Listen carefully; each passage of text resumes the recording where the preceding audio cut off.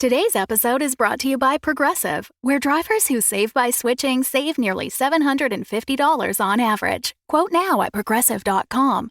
Progressive Casualty Insurance Company and Affiliates. National average 12-month savings of $744 by new customers surveyed who saved with Progressive between June 2022 and May 2023. Potential savings will vary. This episode is brought to you by Reese's Peanut Butter Cups. In breaking news, leading scientists worldwide are conducting experiments to determine if Reese's Peanut Butter Cups are the perfect combination of peanut butter and chocolate. However, it appears the study was inconclusive, as the scientists couldn't help but eat all the Reese's. Because when you want something sweet, you can't do better than Reese's. Find Reese's now at a store near you.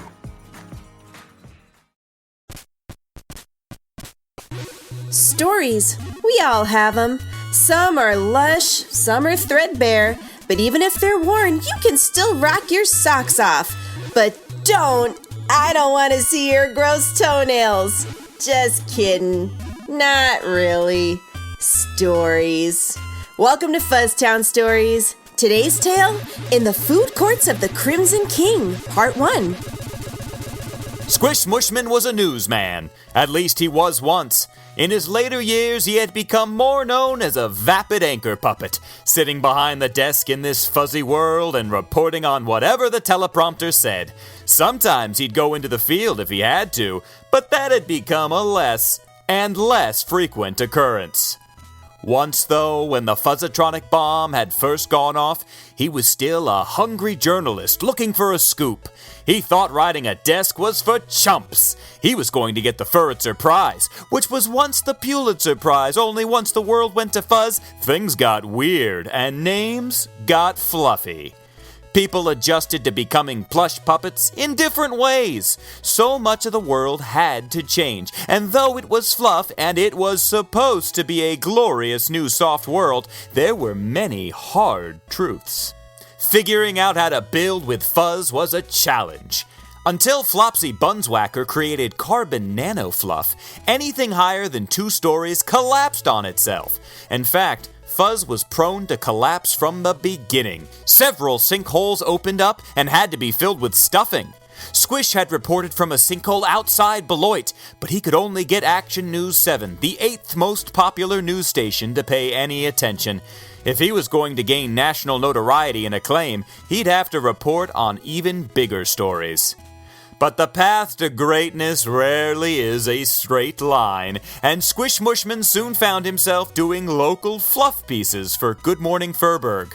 He reported on yarn getting caught in a tree or the annual Thread Festival. He'd done 17 stories about pets that looked like their owners. And since now many owners had turned into a plush cat or dog puppet, it was surprising that it was even newsworthy.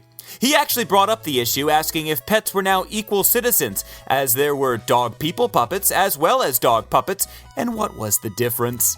In fact, couldn't some animals have been turned into human puppets, and thus some animals were now people? Maybe he should investigate that. The station manager waved it off and said, to quote, "Quit it with that egghead yakety-yak talk." And instead, Squish was sent out to report on the new fad of putting bows in your leg fur. It was called low bowing, and parents were afraid it meant kids were getting into heavy nuzzling and being promiscuous. It wasn't clear how low bowing led to casual nuzzling, but Squish reported on it with the right mix of fear and salaciousness that the local news loved. Squish, though, didn't love it. He thought about quitting. Maybe he'd write the great Fuzzmerican novel about a newsman who became a puppet and his genius was ignored, and eventually he quit to write a book.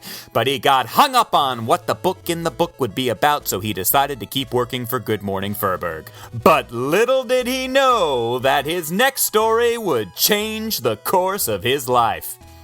Feast reenactments had popped up on the fringes of fuzzdom in the last couple years. It was surprising how many current puppets, former people, missed food. Eating had provided comfort, community, tradition. It united families and history, and suddenly it was all gone, replaced by fuzz. Thus, the Feast reenactments. Thanks for supporting the Fable and Folly Network. Here's another show we know you'll love.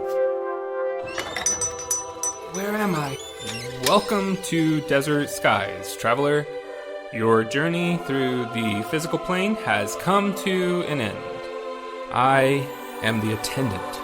My colleague here is the mechanic. Yo. This is your last stop on your way to the great beyond.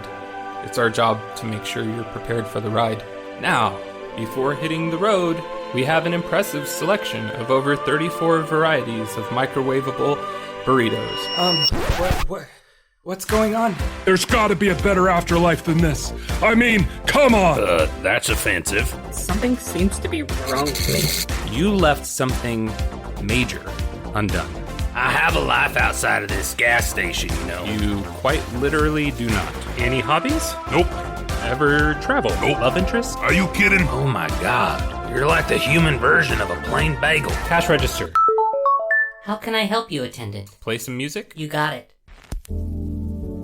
It's kind of funny, though. What I needed wasn't back there. It was here, waiting for me. I wonder what it feels like, Mac, to miss the physical plane, the people you left behind. You know, I had a wife who died 3 years ago.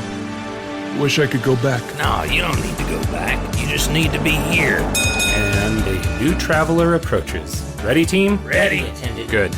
Let's do this. Find Desert Skies wherever you listen to podcasts. The first fur faux dinner parties were created by the once reclusive billionaire Hot Frank Bennis. He was known in the pre-fuzz world for having a private buffet that only he was allowed to eat at. After the fuzzing, he became an orange pineapple-shaped fuzz creature and renamed himself King Crimson. It was a controversial name to some because he claimed he'd never heard of the famed progressive rock band King Crimson, and he was orange, not crimson. But during the open name amnesty, the Fuzz were given free rein to change their names to whatever they wanted. Music nerds be damned. In any event, King Crimson became obsessed with feast reenactments. Some of the more involved feast reenactments would take weeks. Reenactors would sew, crochet, or stitch together meals from history, as well as place settings, furniture, the whole 9 yards. Then the reenactors would sit at the table and pretend to eat the food. Each course, they'd put the bits of fake food fluff in their mouth and chomp at it until it fell out. Squish thought it was just a bunch of history nerds obsessed with culinary nostalgia. Get over it! He had felt the same way about Civil War reenactors before the fuzzing. He'd done a piece about a battle that went wrong where 2 Robert E. Lees showed up and got into a sword fight. That was stupid then, and this was stupid now. But a job's a job, and he went to report on the Regency Feast reenactment. The actual 1817 feast by some Prince of Wales was a ridiculously elaborate affair. The crown had brought in the most famous and expensive chef of the era, Marie-Antoine Crème, who'd cooked for Napoleon and the Rothschilds. The feast, in honor of the Russian Grand Duke, had 127 courses, including pigeon pies, the head of great sturgeon submerged in champagne, terrine of larks, and the grand finale, a 4-foot-high Turkish mosque made of solid marzipan. It was extravagance to the extreme, and all of it was lovingly recreated in inedible fluff and felt.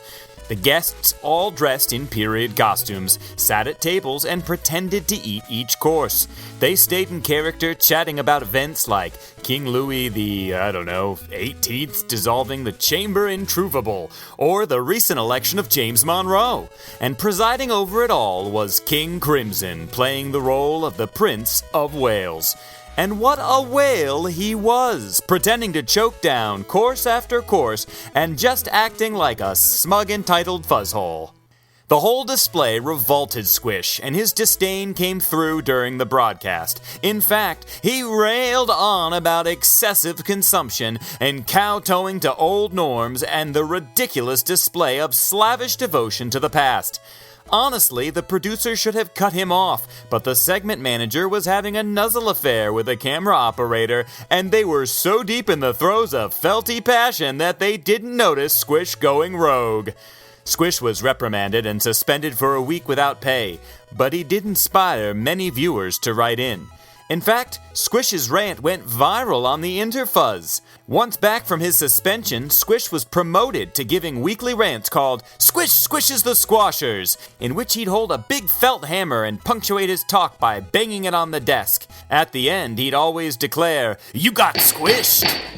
After 2 months, the show was spun off. After 3 months, it was syndicated. After a year, it was part of the Fur News Network. He railed against fluff shortages, reblanketing efforts, even the endless Siberian War.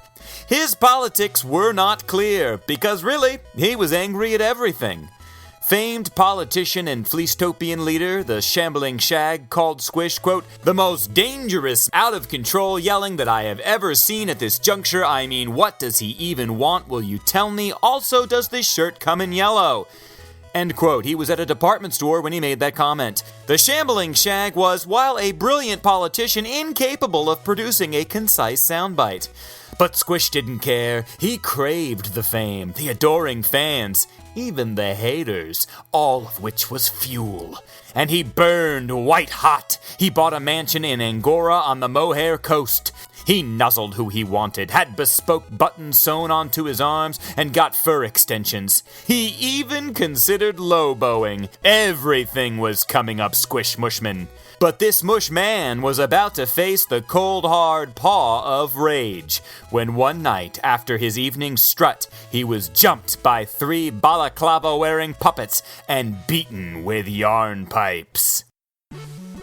FUZZTOWN Stories is a Roy Gold production. It was written by Jonathan Goldberg with music by David Origlieri. Today's episode was read by Matt Roy Berger. Follow us on Twitter at @ThePodMusical. Follow the clues and finally figure out who killed old Gramps Cutler at last year's Halloween sock hop. I bet it was those ghosts. That's why they wouldn't let us into their party. It's all coming together. As always, thanks for listening and have a suntabulous bicuspid of a day.